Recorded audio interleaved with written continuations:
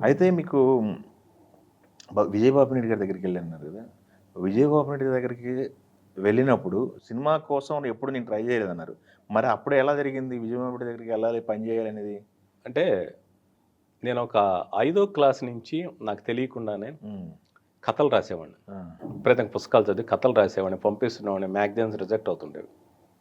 ఇప్పుడు మొన్న 'ధర్మేంద్ర' గారు కన్నుమూశారు. అవును. ఆయన అప్పుడు యాక్ట్ చేసిన ఒక 'ధర్మవీర్' అనో సినిమా, జానపద సినిమా. హ్మ్. మన్మోహన్ దేశాయ్ డైరెక్టరు, హ్మ్. 'ధర్మేంద్ర' గారు, 'జితేంద్ర' గారు ఇద్దరు హీరోలు. ఆ సినిమా చూసి అప్పుడు ఎల్‌స్టడీ వీక్లీలో 'ఫాంటమ్' కామిక్స్ వచ్చేవి. హ్మ్. ఈ 'ఫాంటమ్' కామిక్స్ చందమామలో సీరియల్స్ వచ్చేవి. 'మాయా సరోవరం', 'విచిత్ర కవల్' అని. హ్మ్. అవి 'ధర్మవీరు' ఈ సినిమాలన్నీ కలిపి ఒక కథ ఏసి మిక్సీలో హ్మ్. మా ఫ్రెండ్స్‌కి చెప్తున్నాను, మా క్లాస్‌మేట్స్‌కి. ఓహో! సో, అంటే ఒకదాన్ని చూసి ఇన్‌స్పైర్ అయ్యి దాన్ని వేరేలా చేయడం అనేది ఎందుకో అలా చిన్నప్పటి నుంచి క్యారీ అయింది. ఓహో! అది పూర్వజనం వాసనో, లేక పువ్వు పుట్టగానే పరిమళించనన్నట్టు కాపీ కొట్టడం చిన్నప్పటి నుంచి అలవాటయిందో తెలీదు కానీ అలా స్టార్ట్ అయింది. ఓకే. సో, మా అమ్మగారు 6థ్ క్లాస్ హాలిడేస్‌లో చనిపోయారు. ఓకే. ఓకే. చనిపోయిన తర్వాత నా బాధ ఎవరికి చెప్పుకోవాలో తెలియలేదు. సో, నేను కూర్చుని మా అమ్మ గురించి బాధపడి ఒకటి రాశా. అది చదివి మా ఫాదరు, మా రిలేటివ్స్ అందరూ చాలా ఎమోషనల్‌గా ఫీల్ అయ్యారు. హ్మ్. నీ వయసు కంటే 11 ఏళ్ల వయసుకి నువ్వు ఇలా రాసావేంటి ఇలా అని. అప్పటికి నేను ఒక లోన్లీనెస్ అనేది నాకు అలవాటైంది. హ్మ్. నేను ఎక్కువ నా పుస్తకాలు, సినిమాలు తప్పితే నాకు పెద్ద ఫ్రెండ్స్ ఉండేవాళ్ళు. చాలా సెలెక్టెడ్ ఫ్రెండ్స్. హ్మ్. అంటే నాకు సింక్ అయ్యే వాళ్ళతోనే నేను ఉండేవాడిని. హ్మ్. అలా ఉండగా నేను ఇంటర్మీడియేట్‌లో కథలు రాశాను. అవి పబ్లిష్ అయ్యాయి. 'విపంచిన పెన్' నేమ్‌తో 1983 నవంబర్‌లో నా ఫస్ట్ స్టోరీ పబ్లిష్ అయింది. హ్మ్. కొన్ని వందల కథలు రాశాను. ఓహో! డిగ్రీలో ఉండగా విజయ అని విజయ బాపిరెడ్డి గారికి ఒక మంత్లీ ఉండేది. Monthly magazine. అవునవును. ప్రతి నెల నా కథలొచ్చేవి. అది చూసి బాపిరెడ్డి గారు ఎవరితనో ప్రతి నెల అతని కథలు పడుతున్నాయని. అప్పటికి జయి గారు, బిఏ రాజు గారి వైఫ్ ఆ! ఆ! యెస్. బాపిరెడ్డి గారి దగ్గర పనిచేస్తుండేవాళ్ళు. హ్మ్. ఆవిడ 'నాకు పెళ్ళాం కావాలి' సినిమాకి కో డైరెక్టర్‌గా పనిచేశారు. అలాగే విజయ బొమ్మరిల్లు మ్యాగజైన్స్ కూడా కొంతకాలం చూసినట్టున్నారు. ఈ కుర్రోడు తాడేపల్లిగూడెంలో ఉంటాడండి. రాస్తాడు కథలు. మన రెగ్యులర్‌గా రాస్తుంటాడు. అయితే ఆ కుర్రోడిని ఒకసారి పిలిపించండి అన్నారు హ్మ్. బాపిరెడ్డి గారు. హ్మ్. ఆ తర్వాత అనురాధ సర్రాజ్ అని ఒక ఆవిడ. హ్మ్. ప్రసన్న కుమార్ సర్రాజు గారని ఒక రైటరు, మ్యూజిక్ డైరెక్టర్. ఆయన 'వాలు జడ తోలు బెల్టు' ఈ సినిమాకి మ్యూజిక్ చేశారు ఆయన. హ్మ్. ఆయన వైఫ్ ఆవిడ. హ్మ్. ఆవిడ నేను డిగ్రీ ఎగ్జామ్స్ రాసి ధవళేశ్వరంలో మా చుట్టాల ఇంటికెళ్ళాం. ఆవిడ లెటర్ రాశారు. బాపిరెడ్డి గారి పర్సనల్ లెటర్ హెడ్ మీద. హ్మ్. బాపిరెడ్డి గారు మిమ్మల్ని అర్జెంట్‌గా నవల రాసి పంపించమన్నారని. కింద బాపిరెడ్డి గారి సంతకం ఉంది. ఓహ్! నేను అప్పటి వరకు ఏదో ఒకటి 2 నవలలు ఒక నవల రాశా 'హిమాగ్ని' అని. సస్పెన్స్ థ్రిల్లర్ మ్యాగజైన్‌లో. అదేంటంటే అంటార్క్టికా ఖండం కరిగిపోతే మొత్తం ప్రపంచం అంతా మునిగిపోతుంది. హ్మ్. అక్కడంతా ఐస్ ఉంది. ఆ! అది కరిగిపోతే అది వాటర్ అంతా వచ్చి భూగోళాన్ని మొత్తం ముంచేస్తుంది. ఈ కాన్సెప్ట్ మీద నేను అప్పట్లో రాశా డిగ్రీలో. ఓహ్!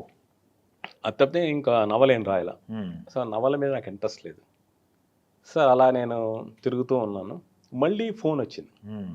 బాపిరెడ్డికి. ఈసారి బాపిరెడ్డి గారు మాట్లాడారు. ఏవండీ మిమ్మల్ని రాసి పంపించమంటే పంపించలేదేంటని. హ్మ్. ఇది ఎస్టీడీ కాల్ పీపీ. హ్మ్. సరే కూర్చొని ఒకరోజు రాత్రి జూన్ 15 ఒక ఫ్రెండ్ డి. సోమసుందర్ అని జర్నలిస్ట్ ఫ్రెండ్ ఆయన ఇంటికెళ్ళిపోయి హ్మ్. రాత్రి 9 గంటలకు మొదలుపెట్టి తెల్లవారుజాము 6 గంటలకల్లా నవల రాశాను. ఆ ఓహ్! నవల పేరు 'స్వర్గానికి ఎగిరిపో'. జర్మనీ బ్యాక్‌డ్రాప్‌లో నడుస్తుంటుంది. ఆ! ఒక ఇండియన్ జర్నలిస్ట్‌కి, ఒక జర్మనీ డాన్సర్‌కి మధ్య జరిగే లవ్ స్టోరీ. ఓహ్! సో, రాసి పంపించేసా. ఒక రోజులో కూర్చొని రాసి పంపించేసాను. తర్వాత బాపిరెడ్డి గారు మద్రాసు రమ్మన్నారని. సరే ఏంటి మద్రాసు ఎళ్లి మనం ఏం చేస్తాం అని చూస్తుంటే ఆయన జూన్‌లో రమ్మన్నారు. నేను తటపటాయించి జూలైలో ఎళ్ళా. హ్మ్. జూలైలో ఎళ్ళేటప్పటికి బాపిరెడ్డి గారు ఎళ్ళాక నాకు అసలు విషయం తెలిసింది. ఆయన యాక్చువల్‌గా ఏంటంటే చిరంజీవి గారితో సినిమా ప్లాన్ చేసి, కథ కోసం వెతుకుతూ, హ్మ్. నేను రెగ్యులర్‌గా కథలు రాస్తున్నా కదా! ఏదైనా నవల్లో మంచి కాన్సెప్ట్ రాసి పంపిస్తాను ఉద్దేశంతో ఆయన నన్నడిగారు. ఆహాహా! నాకు ఆ విషయం తెలీదు.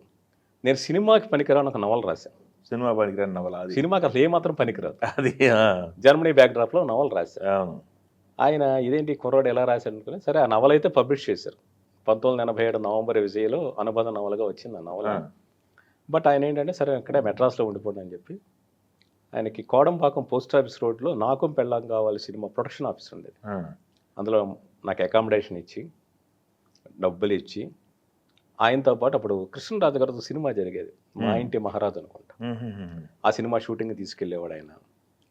తెలుగు సినిమా ప్రీవ్యూలు జరుగుతుండే. 'స్వయం కృషి', 'కులాల కురుక్షేత్రం' ఇలాంటి సినిమాలంటే ఆయన వెళ్తూ ఆయన కూడా తీసుకెళ్ళేవాడు. హ్మ్. షూటింగులకి, సినిమా ప్రివ్యూలకి తీసుకెళ్తుండేవాళ్ళు. తర్వాత ఈ వీక్లీ తీసుకొద్దాం అనుకున్నాడు ఆయన. సో, ఆ హుహు. విజయ్ వీక్లీ ప్లానింగు ఇలా హ్మ్. జరుగుతూ ఉండేది. జరుగుతూ ఉండగా అప్పుడు ఆయన తమిళ సినిమా విజయకాంత్ రాధా యాక్ట్ చేసిన సినిమా కొని తెలుగులో ఖైదీ నెంబర్ 786 సినిమా కింద ప్లాన్ చేశారు. దానికి సత్యమూర్తి గారు రైటరు, కాశీ విశ్వనాథ్ గారు అని ఇంకో రైటర్ కూడా కంట్రిబ్యూట్ చేశారు. ఆ సినిమా డిస్కషన్స్లో నేను ఓన్లీ అబ్జర్వర్, వాళ్ళు ఏం మాట్లాడుకుంటున్నారు, ఏం చూస్తున్నారని. సో గుర్తు క్రొకడైల్ పార్క్ అని ఒక సినిమా ఏదో ఉండేది DVD, అది చూసేవాళ్ళు. సినిమా క్లైమాక్స్లో ఒక క్రొకడైల్ దాంట్లో క్లైమాక్స్ నడుస్తూ ఉంటుంది, అది కూడా దాని నుంచి ఇన్స్పైర్ అయింది. సో ఈ వాతావరణంలో ఉండగా ఏంటి అంటే నాకెందుకు సినిమా వాతావరణం నచ్చల. నేను ఎప్పుడు I want to be cinema writer. నేను డిగ్రీ అయిన తర్వాత నా యాంబిషన్ ఏంటంటే ఒక లెక్చరర్ జాబ్ సంపాదించుకోవాలి, ఇది నా ఫస్ట్ యాంబిషన్. అంటే లెక్చరర్ జాబ్ అన్నది ఏంటంటే నేను ఏదో గురుస్థానంలో అందరికీ బోధించేయాలని కాదు, సమ్మర్ హాలిడేస్ ఉంటాయన్నదే నా ఉద్దేశం.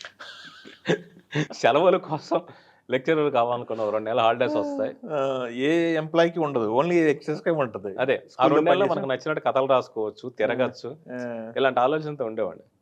అంతకుముందు ఫ్రెండ్స్ జర్నలిస్ట్ కింద ట్రై చేయొచ్చు అన్నా కూడా నేనేం ప్రయత్నించాను. తమ్ముడు ఉదయం ఇంటర్వ్యూకి వెళ్ళాను నేను, బట్ నేను డిగ్రీ ఇంకా పాస్ అవ్వలేని తెలిసింది, నన్ను రిజెక్ట్ చేశారు. రిటర్న్ టెస్ట్ పాస్ అయ్యాను, ఇంటర్వ్యూకి పిలిచారు.